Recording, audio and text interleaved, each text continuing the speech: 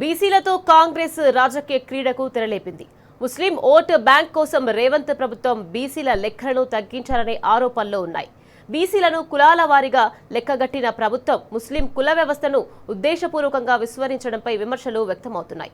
ప్రామాణికత లేకుండా ముస్లిం, ఓబీసీ కేటగిరీని తెరపైకి తెచ్చిన సర్కార్ తమ జనాభాను తగ్గించి చూపాలని బీసీలు మండిపడుతున్నాయి.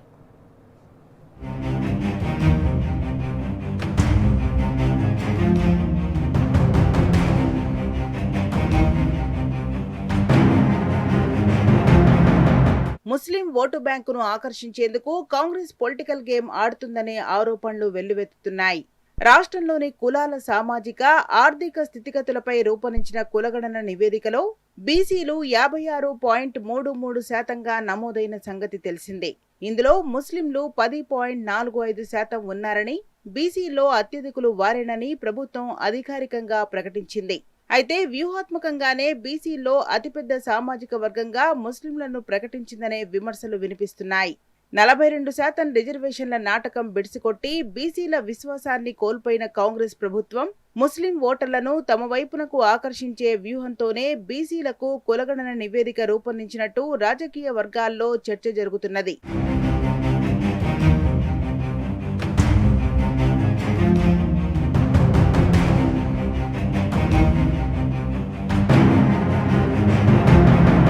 బీసీలకు 42% ఉద్యోగ, రాజకీయ రిజర్వేషన్లు కల్పిస్తామని ఎన్నికలకు ముందు కాంగ్రెస్ హామీ ఇచ్చిన సంగతి తెలిసిందే. అధికారంలోకి వచ్చాక రిజర్వేషన్లను పెంచకపోగా ఉన్న కోటాలోనే కొంత భాగాన్ని ముస్లిం సామాజిక వర్గానికి పంచి ఇచ్చే పరిస్థితులను సృష్టిస్తున్నదని బీసీ సంఘాల నేతలు ఆందోళన వ్యక్తం చేస్తున్నారు. ప్రభుత్వం ప్రకటించిన కులగణన ప్రకారం రాష్ట్ర స్థాయి సంక్షేమ, అభివృద్ధి పథకాలతో పాటు స్థానిక సంస్థల రిజర్వేషన్లలో ప్రధాన వాటా బీసీ ముస్లింలకే దక్కుతాయని చెబుతున్నారు. ఇది గౌడ, యాదవ, మున్నూరు కాపు, పద్మశాలి తదితర వృత్తి కులాల హక్కులపై తీవ్ర ప్రభావం చూపే అవకాశాలు ఉన్నాయని ఆందోళన వ్యక్తం చేస్తున్నారు. ముస్లిం సామాజిక వర్గాన్ని బీసీలుగా నిర్ధారించడానికి ప్రభుత్వం ఎలాంటి ప్రమాణాలు పాటించిందో నివేదికలో ఎక్కడా ప్రస్తావించలేదని పేర్కొన్నారు.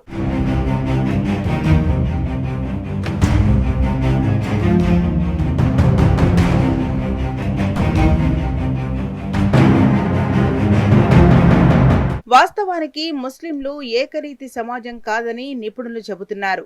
హిందువుల్లో ఉన్నట్టే ముస్లిం సామాజిక వర్గంలోనూ స్పష్టమైన కుల వ్యవస్థ ఉన్నదని పేర్కొన్నారు.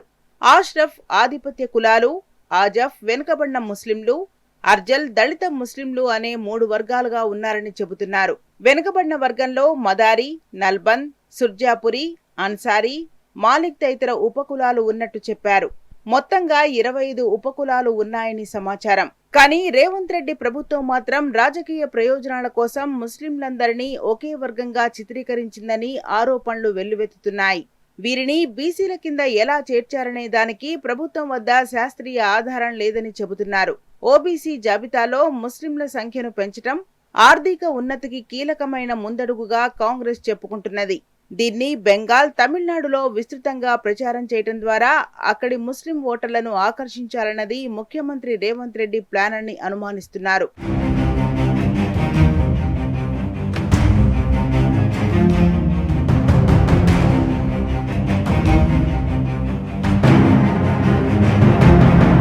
సాధారణంగా ప్రతి 10 ఏళ్లకు 13.5% జనాభా పెరుగుతుందని అంచనా.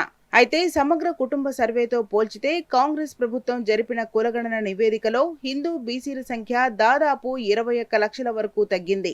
అంటే 5% పడిపోయింది. జనాభా పెరగాల్సిన చోట బీసీ జనాభా తగ్గడం వెనుక పాలకపక్షం వ్యూహం ఉన్నదనే ఆరోపణలున్నాయి.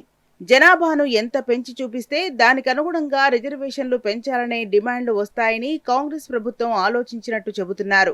అందుకే బీసీ కులాల జనాభాను తగ్గించిందని, తక్కువ చూపితే తిరుగుబాటు వస్తుందనే ఆలోచనతో ముస్లిం బీసీల సంఖ్యను పెంచి బీసీ వర్గంలో చేర్చినట్టు చర్చ జరుగుతున్నది. తద్వారా స్వామి కార్యం స్వకార్యం నెరవేరినట్టు ఓవైపు బీసీల జనాభా 56.33% పెరుగగా, మరోవైపు ముస్లిం ఓటు బ్యాంకును తమ వైపు తిప్పుకునే అవకాశం ఏర్పడిందని కాంగ్రెస్ భావిస్తున్నట్టు రాజకీయ విశ్లేషకులు చెబుతున్నారు.